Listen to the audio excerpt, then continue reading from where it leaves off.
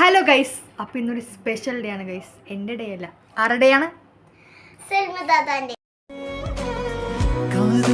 പാടാൻ വായോ നെഞ്ചോരം ചൂടാൻ വായോ നീ We are exciting for the entry of second family. Yeah. നമുക്ക് മണവാട്ടിയുടെ പേര് നമുക്ക് കാണാം ഗൈസ്. ടെൻഷൻ പിന്നെ ഹാർട്ട്